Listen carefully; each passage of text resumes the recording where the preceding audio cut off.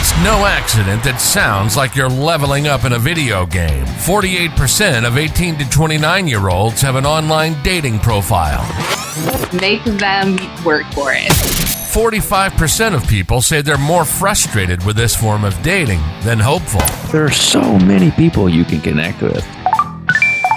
Should I swipe right? Swipe wrong. Swipe wrong.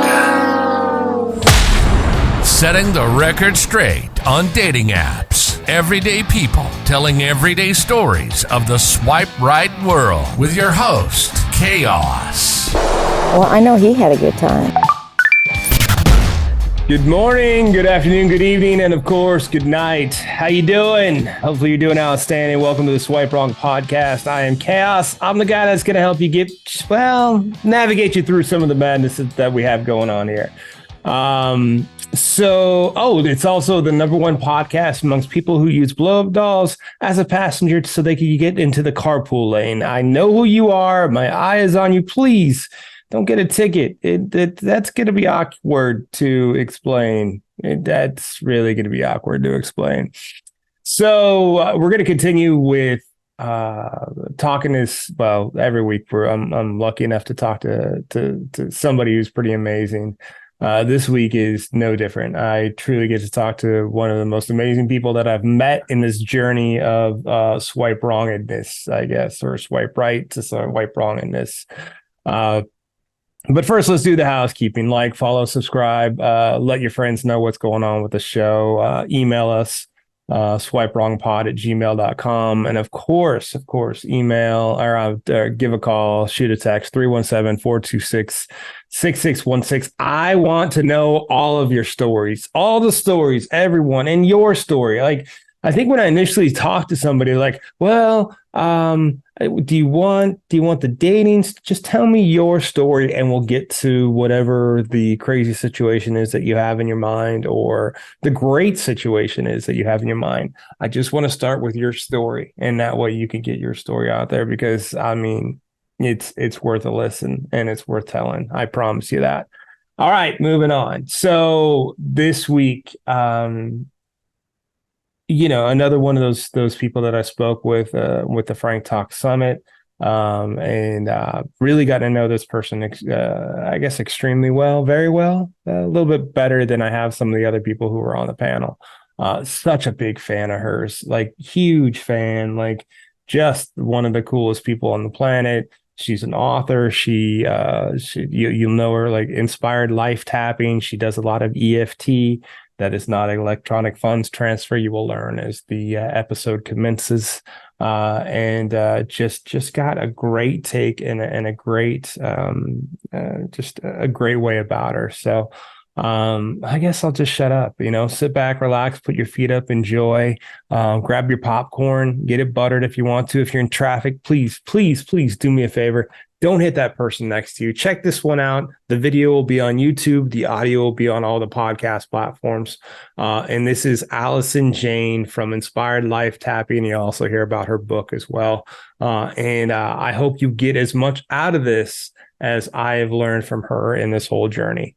Disclaimer: the views and opinions expressed in this program are those of the speaker and do not necessarily reflect the views or opinions or any entities they represent. This podcast is about dating experiences. It is not to say one dating app is better or worse than another. So, now that you're no longer a podcast version or a version is not the same thing. All right, good. Now that I know how to talk, and you're fully explored in that, like, what have you kind of like figured out along the way? You kind of having fun with it now, or has it always been fun?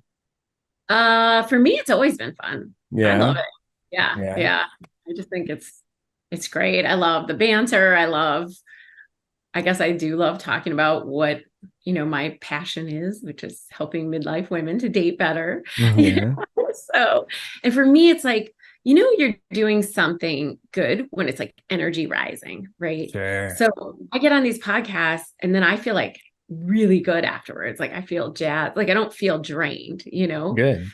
Yeah. So that's Like sometimes All of them, every one of them, like every single one, you feel good afterwards. You're like, oh man, that was a tough conversation. I really haven't run into that. Good. So yeah, I think all of them. And then also like I sorry, I just lost my train of thought on that. That's all right. I should have just shut up and let you talk. That was my fault.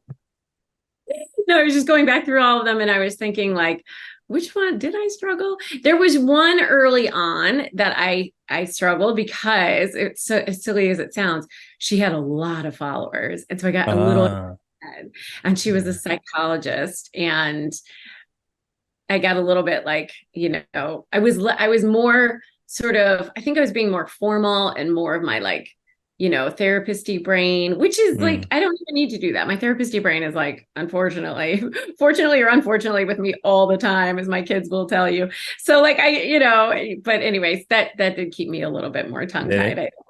Yeah. So, well, no worries on that. And here, you keep whatever brain you want to keep, and you're good as long as you're smiling and laughing. So, so how did you get to it then? Like, would you wake up one day and said, you know what? Here's my journey. I think I can help. Middle-aged women or older women who are dating. How'd it come about? So, it's very interesting because I guess I didn't really wake up one day, but. Well, kind of. When I went through my divorce, I realized that here I am a therapist. I know all this stuff about individual psychology, how to help individuals and sort of diagnose and all that good stuff. And I didn't really know anything about couple psychology. And when my marriage fell apart, it occurred to me like, maybe I should look into that a little bit. Yeah, sure. I hadn't taken any classes on it or anything like that. So I did kind of start to do just a deep dive on all of that because that's sort of my personality. I'm going to be intellectually curious and explore. And so I decided that I would really look into that, start to get a handle on that while I was also dating and while I started making all these single women friends who were also dating.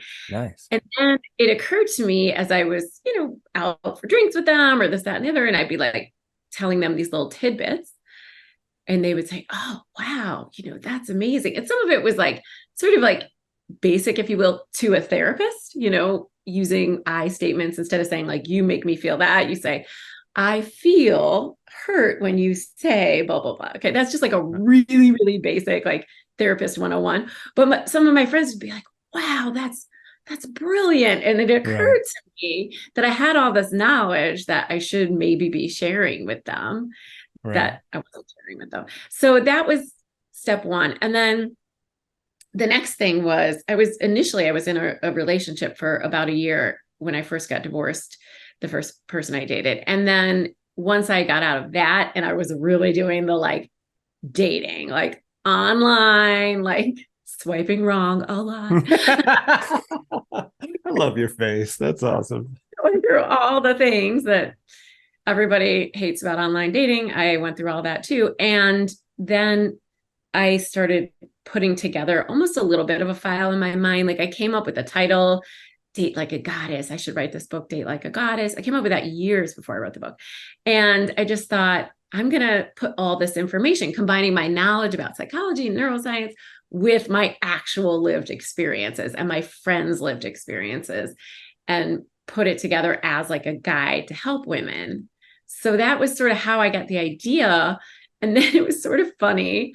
My friend who I just visited in Copenhagen and I were reliving this because her and I would meet at a coffee shop at least once a week and we would, catch up and talk. And we all both had our own businesses. So we talk about that. And she was like, you just need to write that book of yours. That's going to be awesome. And I'm like, yeah, totally. I'm going to write that book. And I think we did that for about 3 years. So like, I talked about it a lot. In the pandemic, I even wrote an outline. I thought, okay, here we go. I'm going to write my book. I'm locked in my house, Right. And still didn't happen. Wow. So the thing that happened, and it's going to sound like, I don't know, almost like kitschy, but it is true, is I used EFT tapping on myself. And that is how I cleared my own blocks to writing the damn book. Write the damn book. I love that. So I mean, but you were doing EFT tapping before this though, right? Or is this when you first started it? So how did you, get to, and then I guess for people who don't know, EFT does not stand for electronic funds transfer. What is what is yeah. I mean, it can definitely open up channels. So what is it? How'd you get there? And then how did you get to like did you decide like, hey, today I need to tap on the book or I don't know the rules. I don't know. Yeah. Help me with the rules. Yeah. So EFT tapping is emotional freedom technique is what it stands for. Gotcha. And it's basically where we combine tapping on our own acupressure points. I don't tap on other people. People always ask me that question. I teach you to tap on your own acupressure points, specific ones.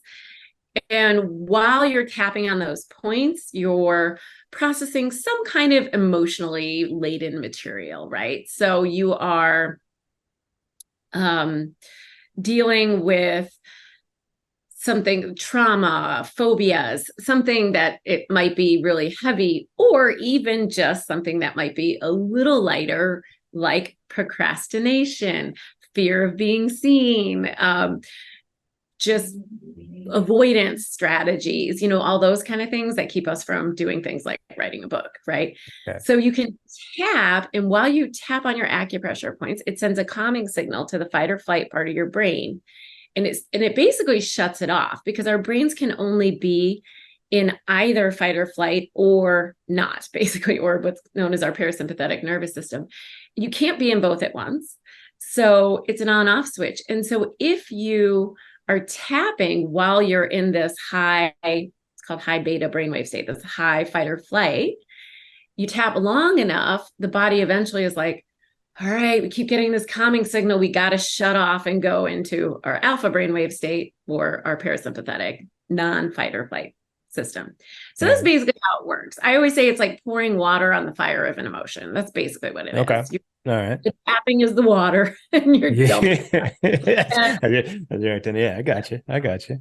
And eventually, the fire goes out because it has to. And the really cool thing actually about it is then a new neural pathway gets created. So if you have a fear of spiders and you tap on that fear, you will suddenly have this new neural pathway that says spiders are okay, because instead of connecting to the fight or flight part of your brain, which is your mid and hindbrain, that's what I'm pointing back here, it connects up to your frontal lobe, which is your logic, reason, judgment part of your brain. There's no emotions up there. Okay. So suddenly you still have the same memory, no emotion. So like, for instance, with dating, if you're feeling like, oh my God, like all the guys my age out there suck, this is going to be terrible, or, there's only, bad guys or scammers or whatever the blanket belief is, it's kind of like has fear behind it, right? So it's like this, you're afraid that you're going to find these awful guys. So if you tap on the fear of finding these awful guys, suddenly your brain opens up to this new neural pathway, which is, oh, there's actually, I feel hopeful. I feel like there's possibility out there. And then we can get into all the neuroscience that happens. But once you do that, certain things happen in your brain that you actually start to see different people. Oh, shit. Well, so that's a foundation, though, for kind of what, I don't know, I assume in your book, but also not just belief, but we talked about it. You work on yourself, your internal, and then whatever is internal, you will attract externally. Like if you're attracting a bunch of douchebags who just are those quote unquote scammers, a lot of time that's inner work than outer work. Or I'm fucking crazy. I would say, or am I fucking crazy? But both can be true, right? Like is that an accurate statement, or am I wrong? That's a very accurate statement in my book. All those statements. Okay. All the above, the crazy and the inner work. Okay, gotcha. I've gotten to know you're crazy, Chris. But it's a good crazy. It's into my crazy, and we vibe. Simpatico. Look, we've been matched today. Look at that. Do you see that? Yes. I don't stalk you. I didn't see what you were wearing to make sure. Although my undershirt's a little more hairy than yours, so that's the story. Thank God. Thank God. Boy, you talk about attracting something different. There's a wildebeest. Sorry. So the inner work will help get the outer of what you're seeking done, right? Absolutely. Absolutely. So to go back to how the book came to be, that's the whole thing. I mean, that was the message that I knew I wanted to convey. And part of how I knew I wanted to convey that is because that's exactly what happened for me. Oh, no shit. Yeah, I was turning, well, I wasn't really turning 50, but I was 48 and a half. Okay. And All right. I do my own tapping work. I've been trained in this since 2014. So I've done it for a long time. I've had one-on-one clients for a long time. But I also work with a professional who is my mentor who taps with me. So we were tapping on my fear of turning 50, even though it was a year and a half out. I was like, I don't know what it is, but something's bothering me about it. So we just started tapping. And one of the cool things about tapping is it clears out the emotional gunk long enough for you to have insight and get some clues about different things. They call like sort of aha moments. So just great ideas can drop in when you tap because you're quieting that emotion center. So you're accessing that frontal lobe. That's basically how that happens. Okay. You start tapping, and I've learned now to just follow the clues, which are very random. And this one was Paul Ryan dropped in my head. And you may or may not remember, but he was a vice presidential candidate a few years back. I remember. And my mentor asked, why Paul Ryan? And I was like, the only thing I can think of is we went to college together. And I remember that when he ran for vice president, I thought to myself, oh my God, here's someone my age running for vice president. And I haven't done anything with my life. Like, right? So it's like, I was finally at that age that like people were doing shit with their lives and I was feeling like I had it. So then we keep tapping and then it's like, okay, what is it that you want to do with your life that you're afraid to do or haven't done and would like to do before you turn 50?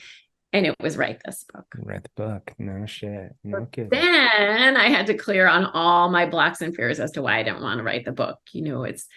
I knew it would be very personal. I knew that could be potentially embarrassing to my teenage boys, to myself, perhaps. When you write something and you put it out there for public consumption, you don't know how people are going to respond and react. No. So there was just a lot of fears around that, but I tapped them all away. And as soon as they were gone, it was easy to write the book. And I wrote the book within months of that. So the fear of what people would think, like your two biggest chapters are Cinderella Fucked Me Up and What Got Us in the Bedroom, right? Those are the two biggest. So, and were those a part of the outline or did those just kind of organically, oh shit. So was that your fear? Like, all right, if the kids find out about these, or especially the Got Us in the Bedroom, that's where it came from?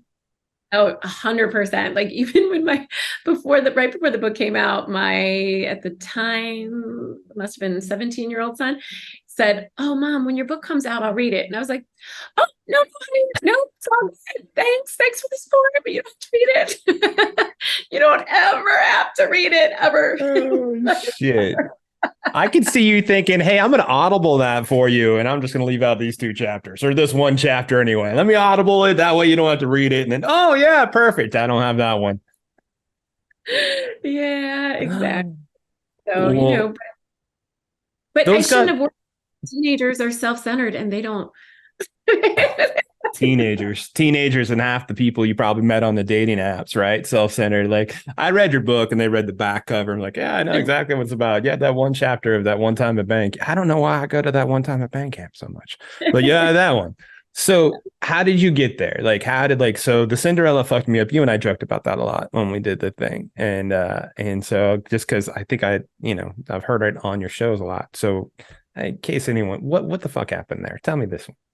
Yeah, well, that one came to me. That chapter title came to me that was one of the first things that came to me because I love it.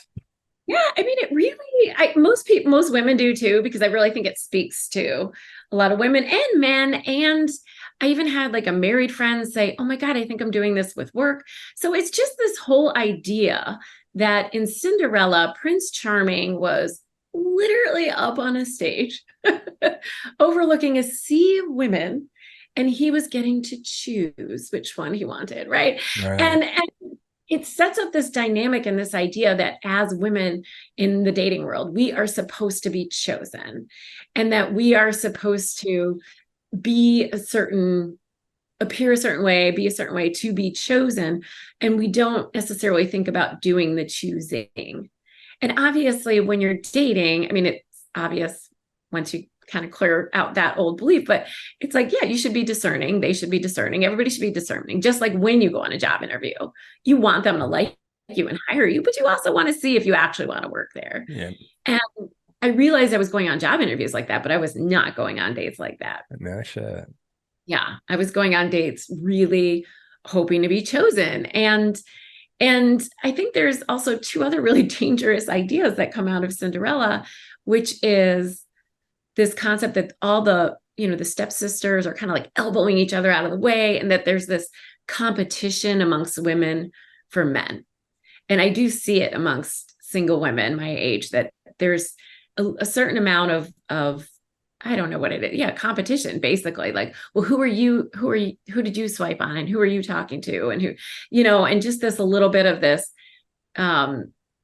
nudging each other out of the way kind of dynamic that can happen. That's obviously really toxic. And it's like, okay, I'm pretty sure everybody just wants one partner. Well, not everybody. Okay. Not everybody. Yeah.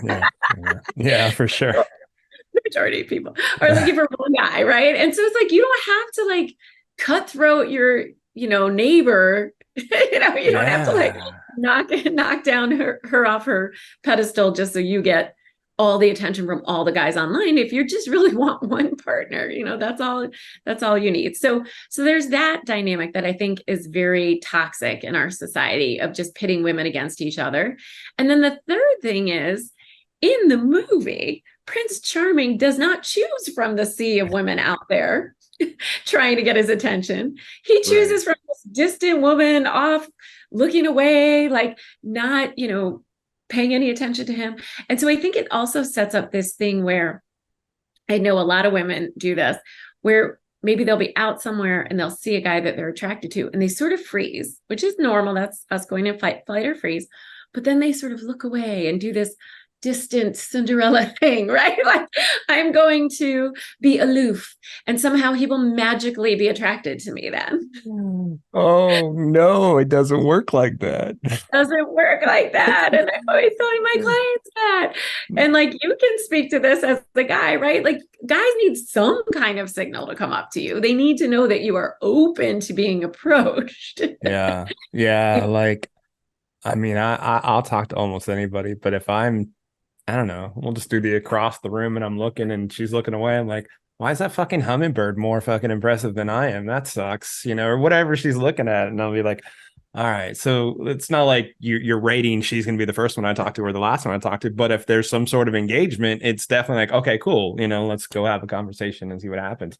But yeah, if there is no like sort of invitation, I mean, I still might, but you did get there's other ones I would probably rather talk to first. Right. And that kind of goes back to what we were saying about changing on the inside draws things to you on the outside, right? Because if you walk into a room and your energy is sort of open and approachable, and rather than kind of walking into a room feeling closed off and shut down, and sure. I think most people know what I mean by that. It's like, if somebody walks in a room in a bad mood, you're like, ooh, I'm staying away from them, right? Yeah. Why would it be any different with dating? And so if you kind of go into these situations and you're already annoyed, or you're already negative in your head, thinking like, oh, this is going to be all the same lame guys, or whatever story you're telling yourself, then there might be one great guy in that crowd. But if you're have a scowl on your face, or you're walking around with your shoulders real tight and kind of like, what's the word? Sort of like just closed off. Yeah. That guy's not going to talk to you. He's not going to approach you, and you won't even see him either, because you're so busy being closed off. You're not open, and you're not, enjoying yourself. And there's nothing sexier, in my opinion, than a woman who is happy and enjoying herself and just in her element, right? Kind of shining.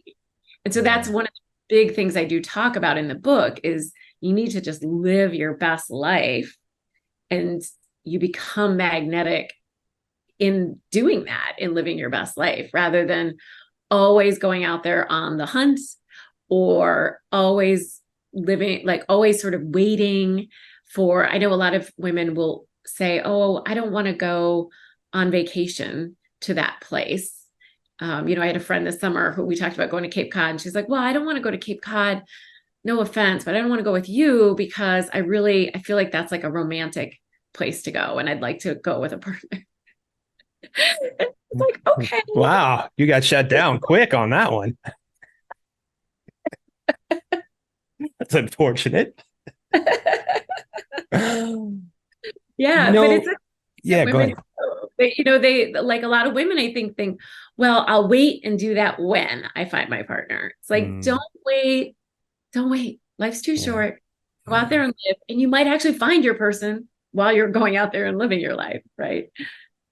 So that aspect, though, like the whole dating part that you're talking about, live your best life, do all that has to be I don't have the Audible version yet, but that has to be the same as the goddess in the bedroom type, right? Or chapter, like, and I'm guessing, but I just letting go and just enjoying and being in the moment, and that's what it turns into. Or tell me to go friend myself that I'm completely wrong. Nope, you're completely right. So wow. Yeah, that's exactly. I'm glad this is being recorded. Evidence of you being right. There's this one time. Yeah, this one time. Yeah, the whole goddess in the bedroom chapter is really sort of twofold. The number one thing I talk about is mindfulness, which is, for anyone who doesn't know, I think most people know nowadays because it's all over the news, but being present in the moment to moment. But it's really a little bit further than that, which is really being in your body and not in your head.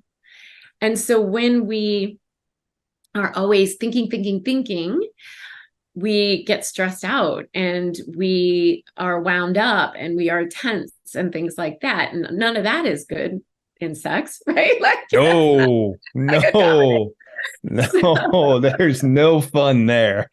No fun.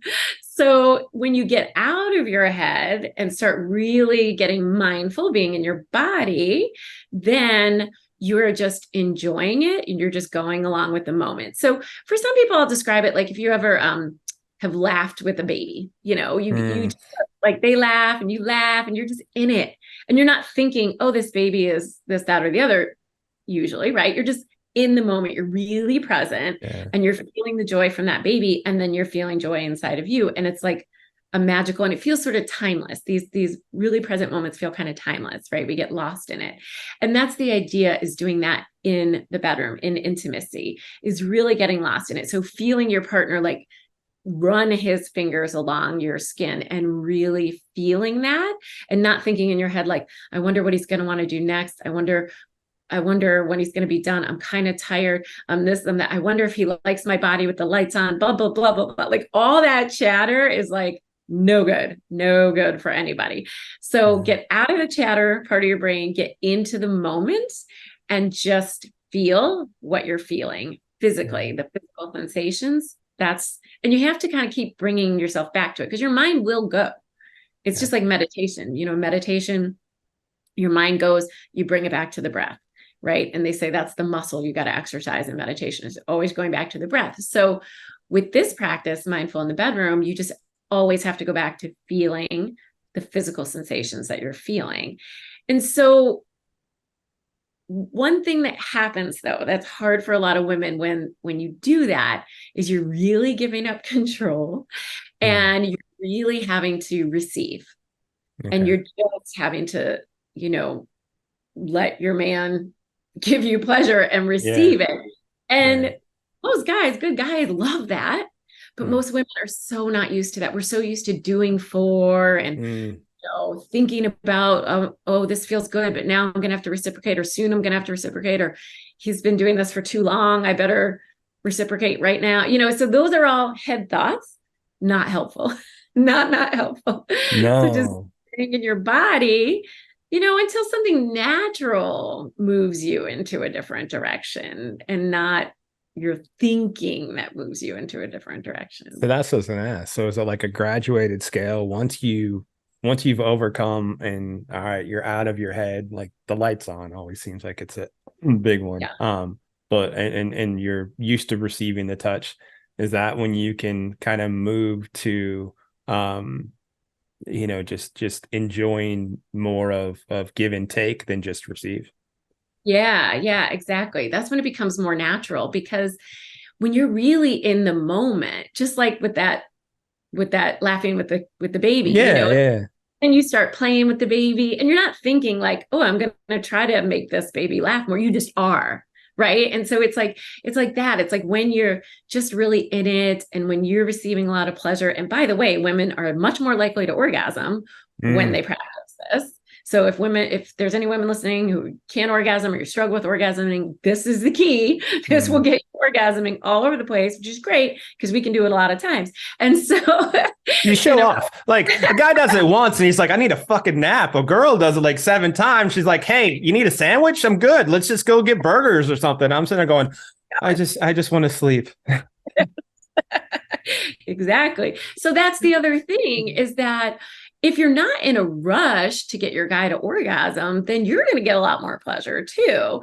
And most guys, like, they don't necessarily want to just be like done quick and done. Right. I mean, it's the fun of it is the back and forth and the, giving and receiving of pleasure and all that. And so when you're really in the moment, it becomes natural. And then you want to do that for your partner. And it's no longer a chore. And it's no longer about like, when is this getting done? It's just fun and it's pleasurable and it builds intimacy. Yeah. And so here's the thing. There are a lot of, I'm not just going to say women in this case, men, but I work with women who are afraid of intimacy. And so if you're afraid of intimacy, then this is going to be a hard practice for you. That's a whole different thing to work on. Tapping comes in. See? Yeah, makes sense. We tap away the fear of intimacy. We tap away the resistance to receiving. We tap away the fear of how does my body look with the lights on. Yeah. We tap away all of those things so that you can do this practice. And once you tap away those underlying things, it's easy to be mindful in the bedroom. So easy. That stuff. That's awesome. I guess as a guy, and I'm not a normal guy. I'm lots of fucked up stuff. So whatever. But like you're talking about the, sex shouldn't be like, hey, whoever finishes first wins. Okay. I mean, never, ever, ever. It is not a race to the finish. Like it is like if there is multiple, I don't know, orgasms, that's the beautiful fucking thing. That is like, I mean, that's the goal. It's like you're not going out for French toast. You're like going out to have orgasms and toe curling and just like, oh my gosh, remember that one time. And as a guy, like it, like maybe in high school, guys were like, oh yeah, I can't wait to have the sex. And now, I mean, it really should be, I can't wait to multiple pleasure. I mean, multiple pleasure. That's the end game. That's where everybody should feel good about it. It should be the funnest thing on the fucking planet, because one day we may not be able to do it, so you might as well enjoy it while you can. Yeah, maybe. Yeah. I mean, I do know this sex and relationship coach who talks about 3-hour sex dates are like key for every couple. Once a week, 3-hour sex dates, and her couples are well into their 60s that she's working with. So, maybe even beyond. I don't know. Some of them look up there. So, never know. Thank goodness we have this at our disposal where our I don't want to say my parents. I don't even want to think about that. But I was saying my parents couldn't do this. But now I think I just threw up in my mouth. See? Oh, my son never read my book. Yeah. You missed that chapter. So one of the questions like I had kind of ties into this and that we didn't get to. Is it a hard conversation about contraceptive? And about to start? Yeah. Like, where I do talk about that in my book. Yeah. It's interesting to me because the reason I put this in my book was because I had so many middle-aged single women, and I'm talking 40s and 50s, that were friends of mine that said to me, well, how do you talk about safe sex? And I was like, what do you mean? Like, talk about about it. Like I was confused by the question. And then I realized, oh, okay, occupational hazard. I'm a therapist. I'm used to having hard conversations with people about uncomfortable topics for 20 years, so it occurred to me that, okay, this is something I need to write about in the book because it is hard for women. And I think that what is really, though, important about having those conversations when you're dating is it's actually a boundary setting practice. And it actually makes you much more respected and attractive to a potential man when you set limits and boundaries. Sure. No guy wants to date a doormat. And so if you are feeling at all uncomfortable with having unprotected sex, which if you don't know the guy very well and you don't know his sexual history, you should be. That's a valid fear. Yeah, for sure. Then you need to have a conversation about, hey, unless and until we are monogamous and we've both gotten tested, I use condoms. That's my rule. And then stick to it. So if you put that out there and then things get hot and heavy and you just cave, now he sees you as someone who is not able to hold up boundaries. And the thing is that it sounds like, oh, then that guy is just a jerk if he went along with it too, and then he holds it against you that you didn't hold up your boundaries. But the thing is it's much psychologically deeper than that, because a man wants to feel safe with his woman, psychologically, emotionally safe. And if he sees you as someone who cannot keep a boundary around whatever it is, it doesn't matter what it is, then at a subconscious level, he's going to get this little red flag going, like, she's not safe. She can't hold my feelings, my emotions. She can't be sort of trusted to be my safe person, to be my special person. And a lot of it is very, very subconscious. And I think sometimes that's why guys will push limits with women they want to see where are you going to draw the line. And the whole being a goddess in the bedroom, being a goddess is someone who's very powerful, who is very clear in who she is, who expects to be worshipped, not in like a snotty way, but like in an empowered, like, yeah, I'm awesome and I deserve this kind of way. Mm-hmm. And that is a goddess. And so a goddess would not say, oh, you don't have a condom. Well, okay, forget my rule. We're gonna go anyway. Yeah, sure. A goddess would say, no, go to the store and get a condom, right? Yeah. Or a goddess would have condoms, on hand and say, here you go, but next time you bring, whatever it is. So that is, it's seemingly like an insignificant thing to bend on, but it's actually a very significant thing to bend on. Yeah, as you unpack that, it's like, oh shit, I didn't even think about that. Like the guarding of the feelings and emotions. Like I wouldn't have thought about it that way. But yeah, I don't think anybody wants to have or be with somebody they could walk all over. I mean, if they do, it's just an unhealthy relationship and it's fucked anyway. The younger women. Obviously it happens to younger women too. And I think the funniest response, which you can kick me for later, when we see each other or whatever, is a guy says he doesn't have a condom. And the woman says, it's okay, I'm ready to be a mother. Guy will have a condom really quick if you say that. But different as you get older. I thought the line was funny and I'm like, all right, I got to share. But yeah, I mean, the guys be like, whoa, see what happened there was but yeah. I mean, hey, you can even pull that out at midlife too, I suppose. Like, oh yeah, another baby. Sure. Oh, you're the one I've been looking for. All right, I'm ready. Let's do this, dude. We'll have one quick. But the guarding of the feelings and the guarding of the emotions, like I like that a lot. There's so much as you're dating. There's just so much insecurity and you're not sure of what's out there. So if you can find that comfort, that's a big fucking deal, in my opinion.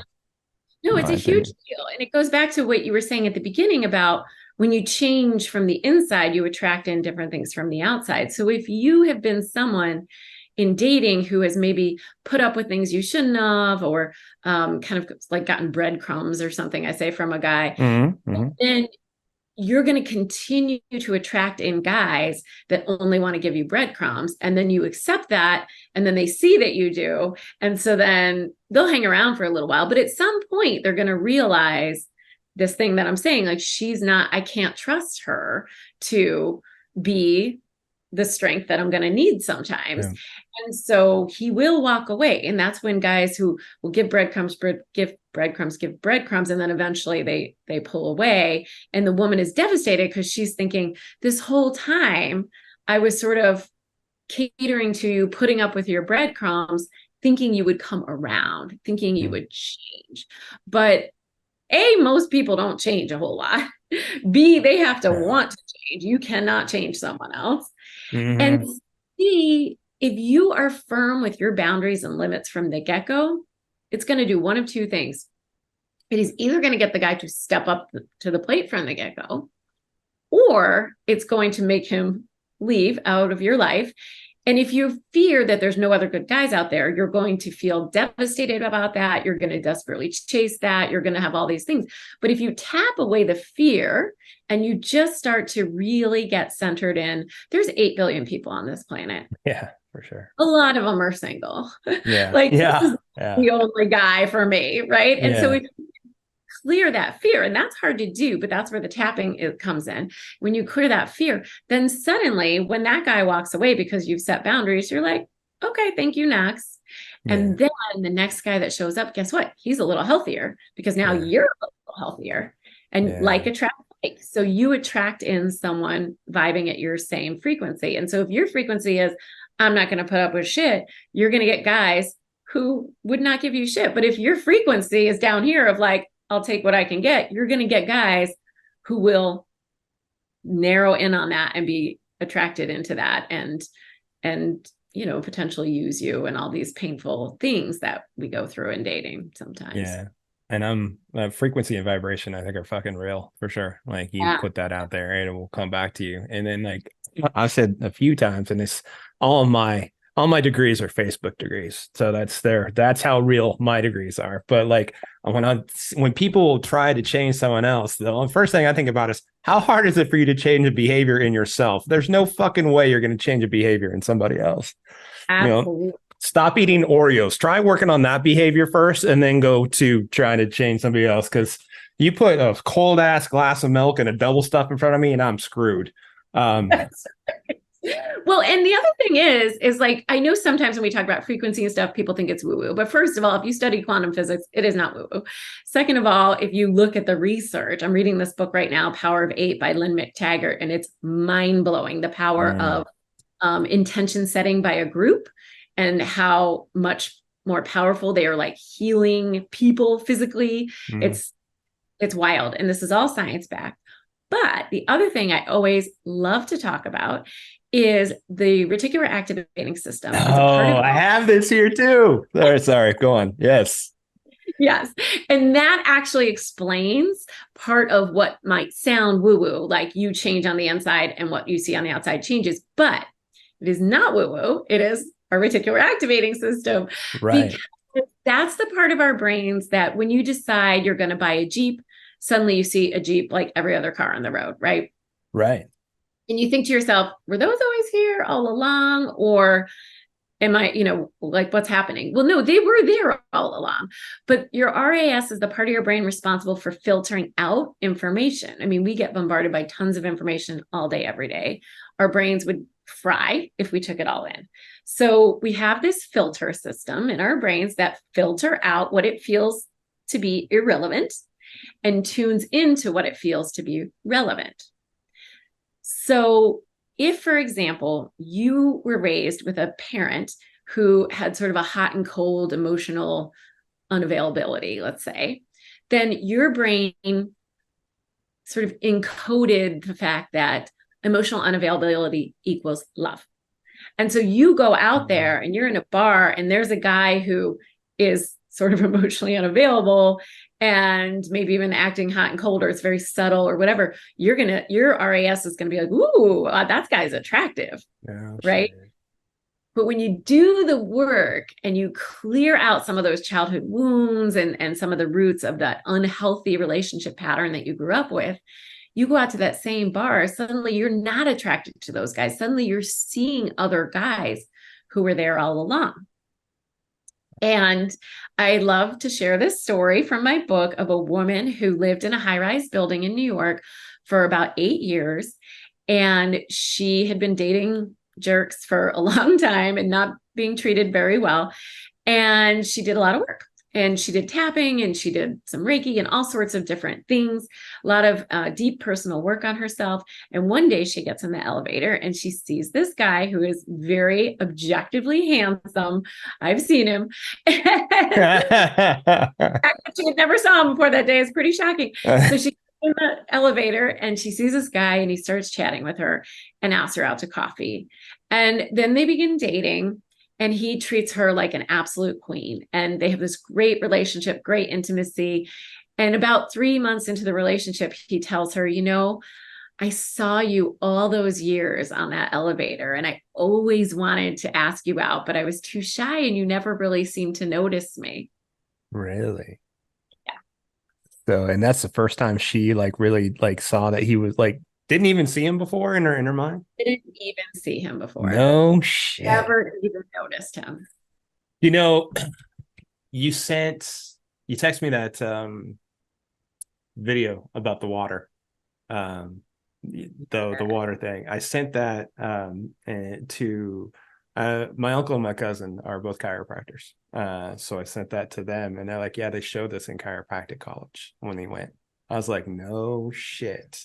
So I was like, that was cool. And well, I'm sure everybody who's listening is going, what the fuck are you guys talking about? So can you explain the video, please? I'm sorry. Yeah. So there was a researcher out of Japan who wanted to look at the frequency of certain words and images combined with water. And so he would put words like, let's say, I love you on a glass of water. And then he would take a sample of that water, freeze it. And then with this very sort of high-tech microscope, they would slice a bit of that frozen, I think it was like a, what's it called? When it's a circle. Drop. Are you talking drop? Yeah. No, okay. All right. Yeah. So they would slice the cylinder and they would look at it under the microscope. And what he found was very, very interesting. You can go on YouTube and you'll see the images. It's all over the place. The way the water crystallized when it had something positive on it, whether it was a word or an image or whatever, was in these beautiful snowflake patterns, these very symmetrical patterns. And if the word was hate or it was a picture of pollution or something like that, what they saw under the microscope was this like hodgepodge, no symmetry whatsoever, like kind of mess, right? Like jumble of like nasty lookingness. And so the idea that the researcher had about this is like, we are 70% water. Exactly. And so if we are thinking negative thoughts or surrounding ourselves in negative environments, what is that doing to the cells in our body if this is what it's doing to those water cells with just simply a word? You know? Yeah. So that's crazy. It's powerful. It really makes you rethink. For me, it made me rethink everything I put in my body and definitely working on my thoughts. And for instance, like since that time on, I would not drink Angry Orchard. You said that. That made me laugh. I'm like, are all you drinking is smart water? What are you doing over there? I know. Might as well. But it's true. Like, I mean, like, I know a lot of people won't buy into it and whatever, that's on them. Like, I totally do. I think like we're talking vibration and all that stuff. It's a real thing. And if we are that much water, like you'll see the happier people. They're built a different way. It's not because they have perfect lives and things are great, or anything. It really is a true thing. That was cool. And the response I got from my cousin was awesome. It's like, oh yeah, I love this thing. I've seen it in college. Like, oh shit, my Facebook degree didn't get me there. So one thing I wanted to ask too, and it kind of went back to what you were saying about a few minutes ago. ghosting and the fear of abandonment. You've talked about this, I think, on one of your other shows that you're on. Maybe it was your 5th podcast you were on. I don't know, but just some of the content is so. Like, have you run into that? Like what? Like that's like people are worried about this. This is a real thing, and ghosting's huge. Yeah, for sure, it is huge, and I mean, this is where it's a little tricky because some people aren't going to want to hear this, but it really has to do with you on the inside, as you were saying at the very beginning, because if you keep attracting whatever experience it is, but if you keep attracting an experience over and over to a statistically improbable point, let's say, then that is something going on in you that is attracting that in. And we had a client that we worked with in my program who was getting ghosted by every single guy she met online. She would meet a guy, they'd start chatting, he'd ghost her. And maybe she'd go on a date, he'd ghost her. I mean, it was statistically very improbable how many times this was happening to this woman. Poor girl. So one of the things that we do in the program is we really work on changing mindset, on almost like brainwashing ourselves into a different self-concept, because the self-concept that you have now is one of a single person. And there might be all sorts of reasons for that. But whatever it is, you're subconsciously more committed to being single than to being in a partnership. Okay. And that's a hard pill for people to swallow too. But once you get that idea, everything can change for you. And so for this woman, what we had her do was just listen every day to this meditation, I am chosen. It's, over and over. She just listened to it when she went to bed at night, when she was up and doing chores around the house, she would just listen to this over and over. And within 10 days of listening to that, she meets a guy online. He's amazing. They hit it off. They totally, they're still together. It's been crazy. Over a year. So yeah, it's like, he just showed up almost like out of nowhere once she started changing, almost like brainwashing herself to feel chosen. Because if you feel like you have to be the one to earn someone else's love, then you're going to keep attracting in people who are going to give you the opportunity to work on earning their love. But if you feel on the inside, I am already chosen, I am already worthy, then you're going to attract in someone who sees you as already chosen and already worthy. Their reticular activating system is now going to find you. Yeah, that's so great. And that can be a great partner for you then. I love it. I mean, it's right up. I mean, I guess it's just all right up the alley and what I innately believe or have learned over the years through life, but in my Facebook degrees, I guess got to keep using that line. But it's true. Eeyore was alone for a fucking reason. That's so good. You whatever. I have not patented anything, so you can use whatever you want. Yeah, that kind of sums it up, right? Like everybody knows that. Yeah. Like Christopher Robin's like, I'm getting the fuck out of here, bro. Winnie the Pooh and I are hanging out. You are done, son. I want to make sure Eeyore and don't even realize it. Like that's the thing, Oh, the victim mentality, that's it in a nutshell. It's like the world is against me, and that's just so not true. Right. But your reticular activating system will continue to show you evidence that the world is against you. Yeah, that's true. That's the problem. Inspired Life Tapping. Are you just up there in the greater Chicago area, or what's up? Well, I have an online course, an 8-week online course where we work together as a group of 8 women because of all this research on 8 setting intention and amplifying each other's intentions. And it's really a course that is going to be very immersive in changing your self-concept around dating so that you can attract in these different guys. And so we use EFT tapping in it to clear blocks and fears, but we also do a lot of other neuro-linguistic programming, manifesting techniques, stuff like that we do. And I run those cohorts every few months. So there's probably one coming up soon. Yeah, you can find me at inspiredlifetapping.com, learntodatelikeagoddess.com. And at both of my websites, any of your listeners can go ahead and sign up for a free download of my book and check it out and start to get familiar with the concepts and see if you either that's enough for you and that can help you shift your dating life, or if you want more, you can join the course. Either way, I am always happy to work with people who are happy to work with me. And I'm super thrilled when I get stories from people saying they read my book and all of a sudden different guys started showing up for them. And that has happened a number of times now. So it's very, very exciting. Yeah. Well, and I don't know if I said it, but it is the exact title. It is Find Love Again, Learn to Date Like a Goddess, right? Or am I wrong? That's the title. Okay. Because I know I kept saying Learn to Date Like a Goddess, but I don't think I threw the Find Love Again part in there. So that's awesome. They can find you. You are definitely worth finding. I love your perspective. Thanks. Thank you for being along for the ride of the Swipe Wrong podcast. Remember, everyday people telling everyday stories of the swipe right world. The show is produced by Jay Pelham. He is the host of Pelham Place. So make sure to check that out. Also, I am Chaos, the host of Chaotic Commentary. Make sure to like, subscribe, follow, tell a friend about the pod.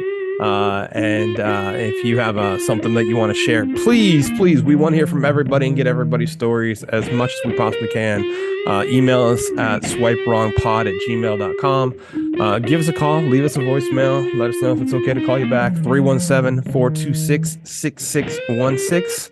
Thanks for being along for the ride. And next week, the saga continues.